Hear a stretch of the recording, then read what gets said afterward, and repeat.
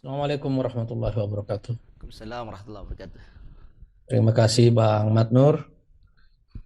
Selamat bergabung kepada seluruh narasumber kita hari ini. Yang hari ini seluruhnya mahasiswa. Dari Barat ada Bang Rozi Panjaitan. Selamat bergabung Bang Rozi. Ini dari PPI Sumut ya, Presidium Persaudaraan Pemuda Islam Sumut. Dari Timur ada Daeng Amir. Ini dari BEM Fakultas Teknik Industri UMI. Universitas Muslim Indonesia Makassar ini terkenal nih, rajanya jalanan nih. Kemudian dari tengah ada Mas Ibnu dari BEM Universitas Muhammadiyah Yogyakarta.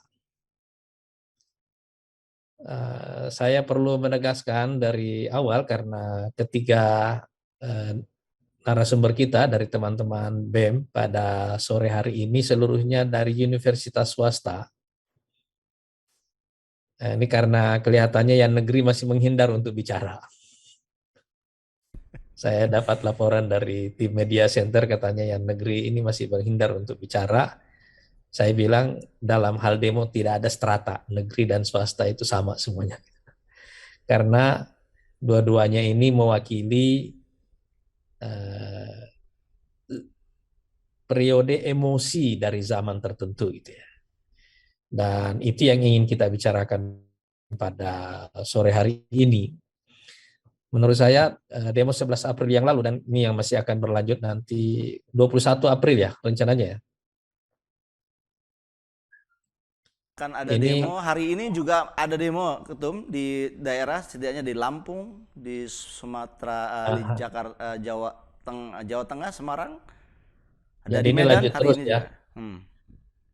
Jadi yang kita lihat kemarin pada 11 April ini mungkin orang banyak underestimate di awal tetapi kami menjadikan ini sebagai satu pertanda zaman. Ini ada alarm yang sudah bunyi sekarang ini. Alarm zaman yang dibunyikan oleh para mahasiswa kita. Apa yang menarik dari demo kemarin sebagai sebuah fenomena menurut saya itu ada dua. Yang pertama, sebelum demonya tuntutannya sudah diterima oleh Presiden. Paling tidak yang formil yang kita dengarkan begitu ya. Presiden sudah melantik KPU dan menyatakan pemilu harus digaspol sesuai dengan jadwalnya. Tapi yang kedua, demo ini yang menarik adalah merata bukan hanya di ibu kota, tapi di hampir seluruh ibu kota provinsi dan juga di beberapa ibu kota kabupaten. Gitu ya.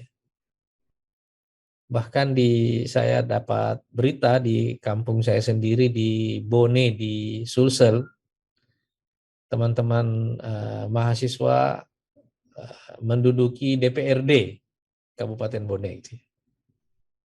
Jadi dari sisi sebaran, ini menunjukkan bahwa eh, ide ini adalah ide yang sangat merata dan mahasiswa hadir kembali melakukan fungsi utamanya sebagai penjaga moral bangsa.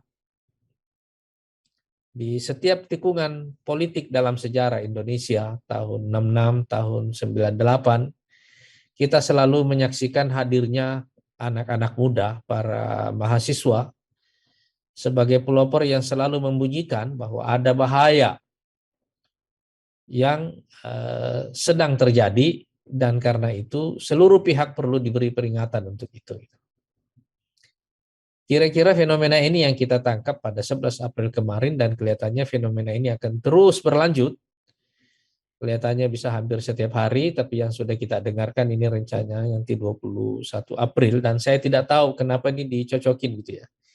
Angka 114 eh, 14. 114 yang dulu sebelumnya 411. Iya. Ini kelihatannya pelan-pelan jadi angka keramat ini. Iya. Cuman terbalik ya, Tum ya. Satu Tiba-tiba satu empat terbalik empat satu gitu. satu ya. Nanti yang akan datang 214. Gitu. Jadi ini angka yang terbalik semuanya. Tapi apa yang ingin kita tanyakan kepada dan kita ingin diskusikan pada teman-teman mahasiswa pada sore hari ini adalah tanda-tanda apa lagi yang bisa kita baca di balik alarm zaman yang sudah dibunyikan oleh mahasiswa ini. Apakah ini hanya sekedar penolakan terhadap ide 3 periode atau penundaan pemilu?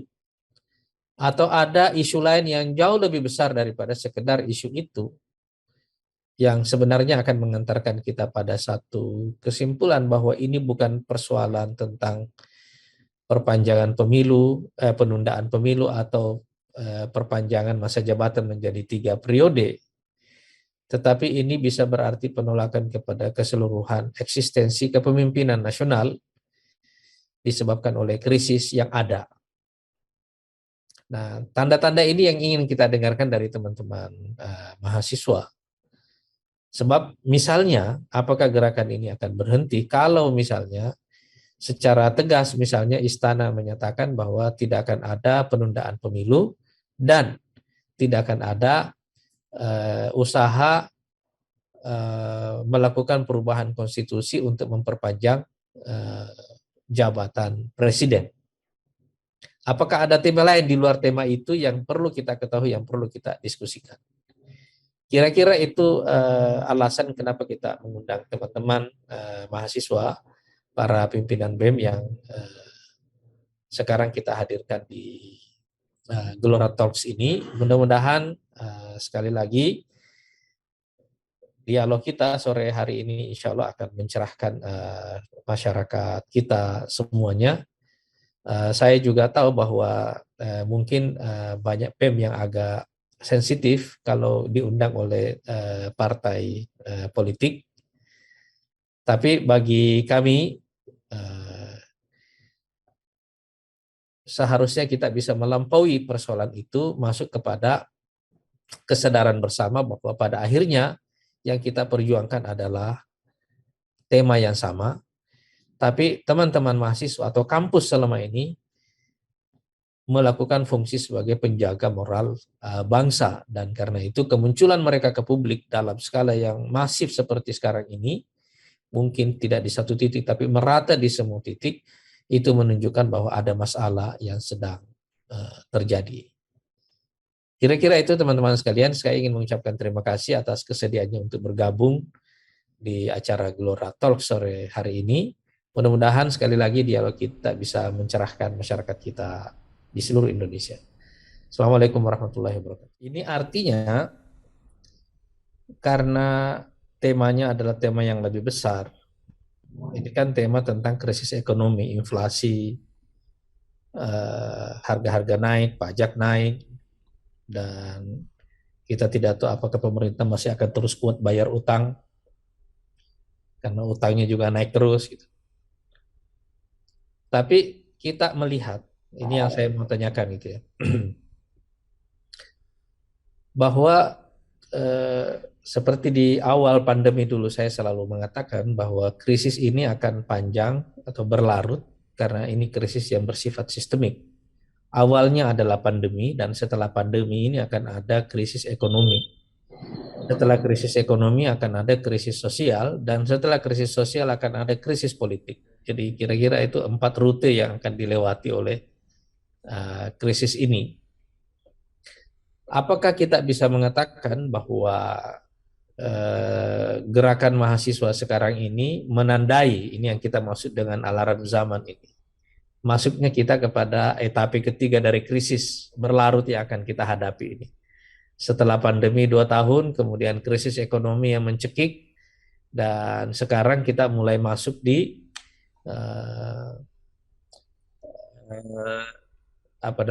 kita mulai masuk di krisis sosial, karena tekanan hidup ini sudah semakin tidak bisa ditanggung oleh rakyat.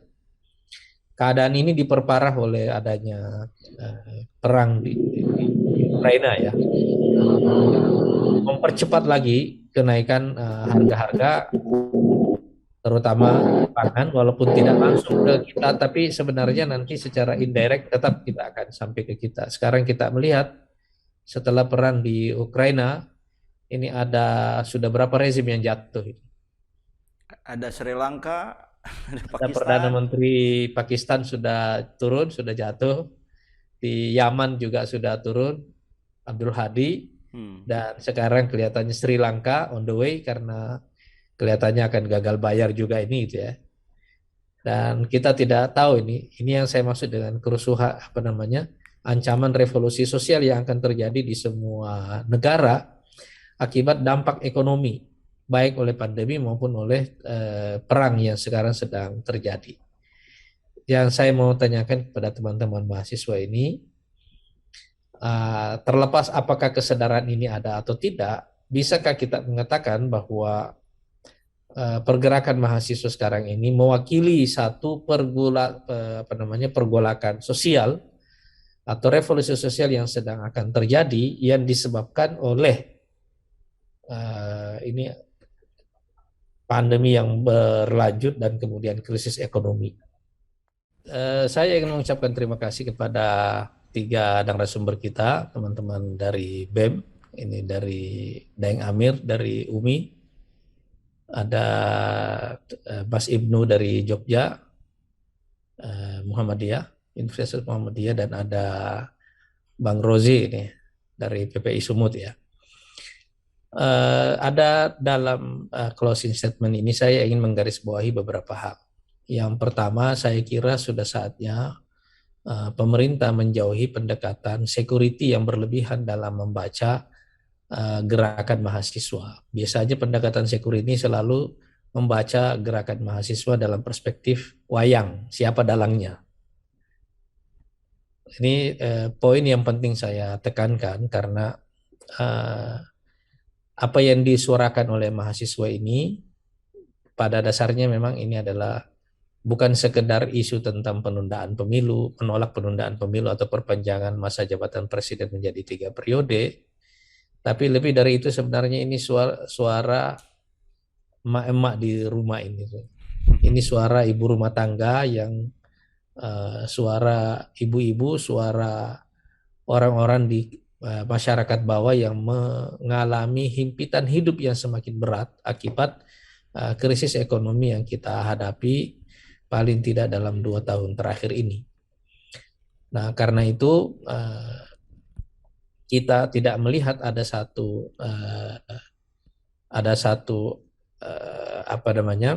relasi politik dengan kekuatan politik tertentu dari gerakan mahasiswa ini. Ini memang tampak murni karena temanya tema yang sangat objektif gitu ya. Poin yang kedua adalah bisa kita katakan dari diskusi kita sore hari ini bahwa gerakan mahasiswa ini karena tidak hanya terbatas dengan tema penundaan pemilu ataupun perpanjangan masa jabatan presiden, tapi lebih merupakan alarm zaman bahwa kita sudah memasuki tahapan ketiga dari krisis berlarut yang akan kita hadapi, seperti yang saya katakan jauh-jauh hari sebelumnya sejak awal pandemi bahwa awalnya adalah pandemi, kemudian akan ada krisis ekonomi, kemudian akan ada krisis sosial, dan setelah krisis sosial ini kelihatannya akan ada krisis politik. Ya. Dan kita sudah menyaksikan dalam 1 bulan terakhir ini atau pekan-pekan ini, beberapa rezim di negara lain sudah mulai berguguran gitu ya. Jadi ini memang krisis yang akan panjang, ini akan berlarut dan ini korbannya pasti banyak. Saya bercanda kepada teman-teman saya di Rusia, saya mengatakan ini yang diserbu Ukraina, yang jatuh Perdana Menteri Pakistan. Karena inilah krisis global yang kita hadapi, ini bukti bahwa betapa terintegrasinya kita sebagai masyarakat dunia, dan inflasi ini adalah dampak yang sedang sekarang terjadi, dan karena itu pasti akan melibas semua negara-negara yang rapuh, yang tidak kuat. Persoalan kita akan menjadi berat manakala kita masuk ke pertanyaan ketiga. Poin yang ketiga adalah apakah krisis sosial ini nanti akan berujung dengan krisis politik, itu tergantung dari seberapa jauh pemerintah mampu mengatasi krisis ini. Dan inilah sebenarnya masalah tantangan besarnya, karena krisis ini apakah lebih besar dari kekuatan atau kapasitas pemerintah atau tidak. Kan ini pertanyaan intinya.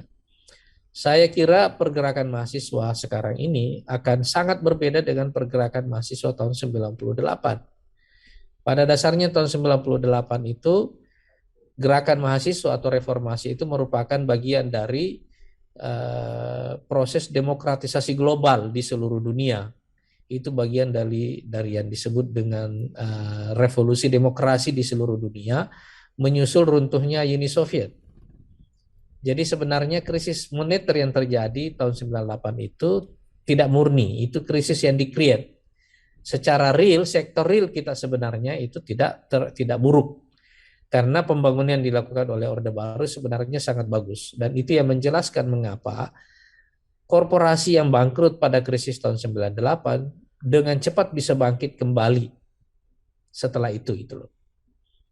Karena pada dasarnya krisis ekonominya tidak real, itu krisis yang di-create semata-mata untuk menjatuhkan rezim.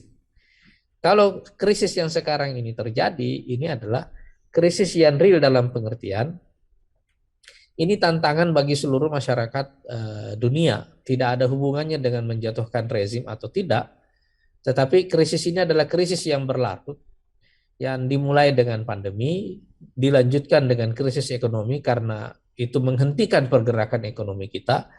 Tapi sebelum kita mengalami recovery dalam krisis ekonomi, karena ini kelamaan mood masyarakat, suasana jiwa publik sudah terlanjur rusak. Dan saya kira tema-tema perpanjangan pemilu dan seterusnya hanya memperdalam rusaknya public mood yang terjadi di masyarakat itu, sehingga mengakselerasi kemarahan publik dan berubah menjadi ledakan, kira-kira begitu ya. Jadi itu perbedaannya yang fundamental. Dan karena ini krisis yang menimpa seluruh negara, termasuk negara-negara adidaya, kalau kita lihat inflasi kan juga menimpa Amerika. Ini menimpa Eropa, bahkan jauh lebih dahsyat daripada yang menimpa kita di sini. Di Eropa sama di Amerika harga minyak bisa sampai, harga bensin bisa sampai $2,5 gitu ya. Masih jauh lebih mahal daripada kita di sini. Tapi ini maksudnya adalah bahwa krisis ini tidak seperti dulu. Sementara kita mengalami krisis tahun 98, negara lain adem ayem. Eropa adem ayem, Amerika adem ayem, dan seterusnya. Tapi kalau sekarang ini semuanya mengalami. Dan karena itu penting bagi kita semuanya, juga bagi teman-teman mahasiswa dan bagi kami, saya ingin mengucapkan terima kasih di poin yang keempat dari teman-teman mahasiswa tadi yang memberikan pesan kepada Partai Gelora gitu ya. Jangan lupa sama penderitaan rakyat gitu ya. Jangan lupa dengan kesulitan hidup yang dihadapi oleh rakyat. Jangan hanya kasih janji sebelum masuk parlemen, nanti habis itu lupa setelah masuk parlemen.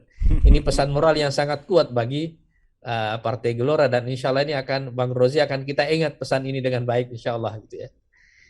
Tapi kita semuanya sama-sama memikul satu tanggung jawab tentang masa depan kita, karena sementara saudara semuanya berdemo tentang inflasi dan lain-lainnya, sebenarnya karena ini masalah kita semuanya, juga masalah partai politik, maka ini menjadi tanggung jawab kita semuanya untuk mencoba menemukan peta jalan baru bagi Indonesia ke depan. Kami di Partai Gelora tentu memberikan dukungan kepada gerakan moral mahasiswa ini yang telah menyalakan alarm zaman.